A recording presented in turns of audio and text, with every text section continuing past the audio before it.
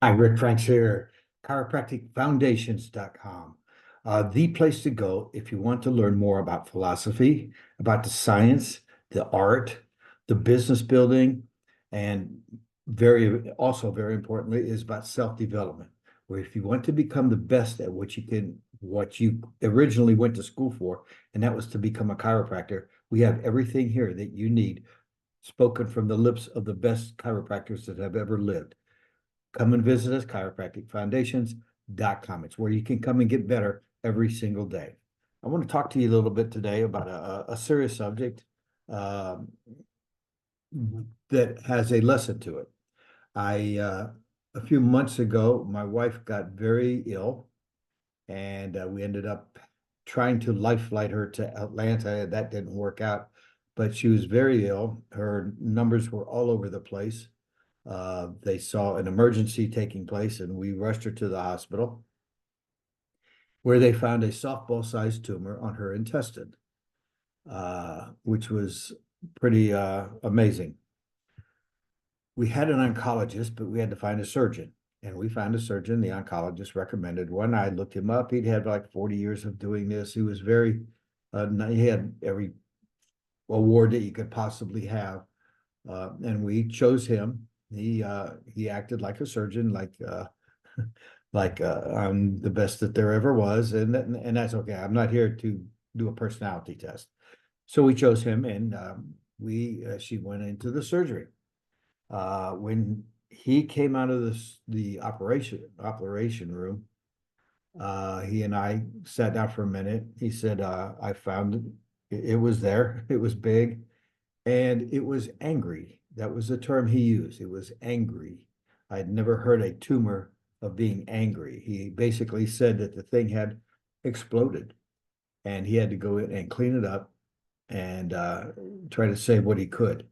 He did a fantastic job. He saved almost everything except a couple inches of an intestine, um, and he did a marvelous job. And I had no objections to that at all. When we had a follow-up exam, he and I sat down for a minute and we talked. And I said, "So Doc," I said, "where do we go from this nutritionally?" And he said, "Well, you need to talk to your oncologist." I said, "Okay, no problem." I said, "Where do we go for getting her back in shape and things like that?" He says, "You need to speak with your oncologist about that." I said, "Is there anything else that I need to know from you regarding this uh, situation that we can talk about right now?" He goes, "Anything that you need to know regarding her post-care, talk to her oncologist." He says, "What you don't understand is I'm a surgeon." He said, and this is where it really hit home to me. He says, "You don't understand. I'm a surgeon. I find these things and I take them out. That's my job. My job is to remove the obstructions to the life processes going on in your wife." And I'm sitting there thinking, man, you'd be like a great chiropractor.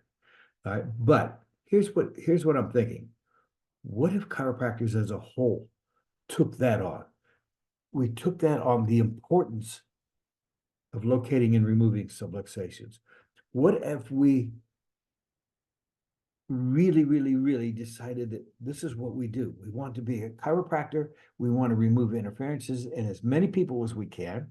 If they want help nutritionally, we'll send them to a nutritionist. If they want help with exercising or physiology, exercising, that kind of stuff, we'll send them to the right people.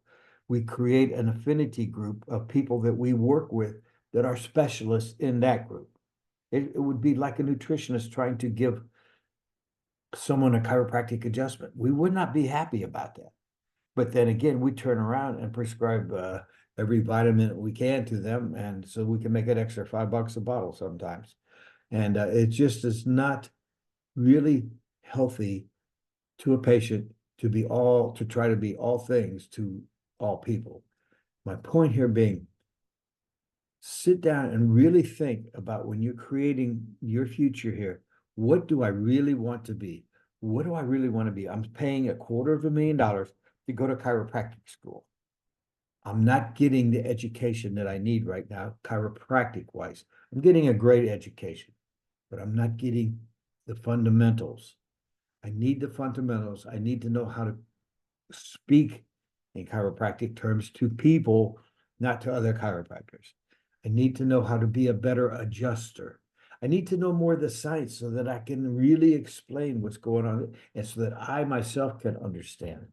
And I need to make myself a better person so that I can understand the pain that people are going through the uncomfortableness and all the different things that they've been through. And we are so many times the last hope for them.